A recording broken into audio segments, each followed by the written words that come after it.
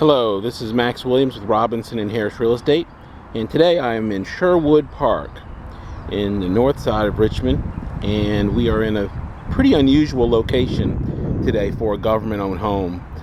This is a really nice neighborhood of mostly brick homes, older homes, and as you can see, these homes in this neighborhood is very well maintained. It's rare that we see a home like this as far as being government owned, so you're hopefully in for a treat today. One of the first things I noticed about the home is, for an older home, we have relatively low maintenance on the exterior, with it being a brick home. The brick, however, is painted, and we of course have a slate roof. The slate roof will last longer than probably you and I and our grandparents combined, so you got good durability there on that roof. Let's go on in and take a look. All right. One of the first things that you of course notice is the beautiful wood floors. The wood floors do need probably a light sanding coat of polyurethane, but they are just going to be absolutely beautiful once that little bit of refinishing is done. Really good space here in this formal living room. We do have a wood burning fireplace, which is very common of course in an older home. Here we do have a Florida room, or a screen porch rather, and it is screened, so that will allow you to sit out and enjoy a nice mild day without having to deal with the bugs or the mosquitoes. Just give you an idea of what this looks like from the direction we just came in. As we transition in, this room is actually designed as a formal dining room, and we've got once again the beautiful wood floors, the chair rail, and a good natural light comes in through that window. This, from here on back, is actually an addition. This space here was added at some point. You'll see this a little bit clearer when we go outside. This room has a closet and could conceptually be used as a in-law suite. We do have a door there that we just came through, and if it were used as a suite, we have another room back here that would be maybe the common area for the suite. A good amount of closet space there. And a 3/4 bath here. So it could be a small little self-contained suite back here. They've got the tile throughout, and we have the red solution there is because the toilet's been winterized. That's why the lid is off. And of course, our nice vanity and fixture. So a nice little 3/4 bath. And then the room here in the back could be the other half of this suite. So if you had a teenager or an in-law that you didn't really like and just wanted to have some separation between you and them, this would be the ideal place to do it. Other than, of course, the basement. All right, we've got a nice little closet there as well. Really rich looking wood in this addition. I would probably come in and put something a little bit warmer down. They've got what they call commercial tile down on the floor now, and it's not really conducive to most residential applications, but of course it's easy to put down some pad and some carpet and call it a day. All right, let's go back and look at the rest of the first floor. One thing also about this home is it does have a boiler system, and there's no central air. That is one of the challenges with the older homes. Sometimes the heating and air conditioning is not the same systems that we would have in a modern home today. All right, we have a very nicely upgraded kitchen. We've got chair rail wainscoting and really good cabinet space. They did come back in with the renovation, did the 42-inch cabinets, got a nice little glass cabinet there. This countertop is high definition laminate. I'm gonna get in a little bit closer. You can see that edge there. It's not granite, but it of course has the look of granite. Nice cabinet space. And then we've got the door leading out to the rear. Small pantry. Probably want to put a coat of paint in there. It's not the most attractive looking pantry, but the door's closed most of the time. And they did also do a metal look backsplash. It's kind of a neat feature. We see that sometimes in older style homes. All the appliances convey. Very rare for bank-owned property to have dishwasher, range, and refrigerator all in place. So you would not have to spend any money for those items. And this actually is a pretty nice smooth top range. Nice cabinet space, and a good sized refrigerator with ice maker and water in the door. Our linoleum in here looks good. Definitely has good life left on it, and a very attractive kitchen for this price range in older home. Let's go down and take a look at our basement. One of the first things that I typically try to ascertain is how wet is the basement. And we do have a little bit of a musty scent. One thing that I always do as well is kind of look at the walls and see if we have any signs of water damage. There has been some water in this basement at some point, and there's been water in most basements in Richmond. Another thing that I look at is we've got a piece of furniture here that's up on blocks. Another sign that there potentially has been some issues with water in the past. Not a real big deal. This is not finished space, so you're not really expecting it to be an area that you're going to spend a whole lot of time in. This house does fortunately have a system here, which is FiOS. I believe that is their access box, so you've got good choices for internet cable and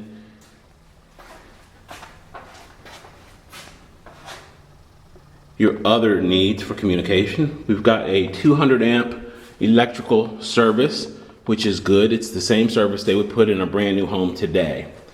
All right, and lastly, over here we have our oil-fired furnace, or boiler rather. And it does look like it does have some age on it, and it probably functions. Naturally, it would be checked out during a home inspection. And our electric water heater. Fortunately, the copper is still in place. That's one thing important to look at on government and bank-owned homes, whether or not the copper has been reallocated by someone. That seems to be a popular item now. Fortunately, it's still in place in this home. So a good basement here for storage. Not someplace you'd want to spend a whole lot of time though. Okay. We have another closet here. Pretty straightforward coat closet. And this room is kind of interesting. This is actually set up as an informal dining space. We do have the light fixture there. And the interesting thing about it is we have a full bath here. Tile bath once again. And look at that tub. I'm in these houses all the time, and the tub shaped like this is fairly rare. I guess it was the old-fashioned style jacuzzi without the jets. But good tile bath here, and if someone wanted to upgrade a little bit, there's some wonderful things that could be done for not very much money at all. A nice vanity with a nice sink there and fixture would really go a long way in this bathroom. The flooring here is peel and stick squares. Not the most attractive flooring, but this is once again an easy fix. I would probably come in and just put in a large remnant, something a little bit nicer, and make this a nice room. All right, this door takes us back to the front of the house. This, of course, is where we came in. And you remember the living room, and then here to the left, we've got our stairs. We're gonna go on up, take a look at the second floor.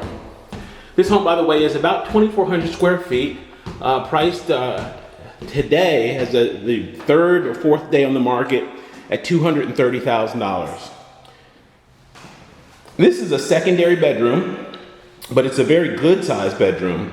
We do see the window unit there, and we also have some built-ins. This was a feature they did in a lot of the older homes. Very nice feature because it frees up your floor space. So you got some additional storage, and it makes use of that dead space. Good natural light. They actually replaced That window there, that's a replacement window. And we have a closet here with some natural light.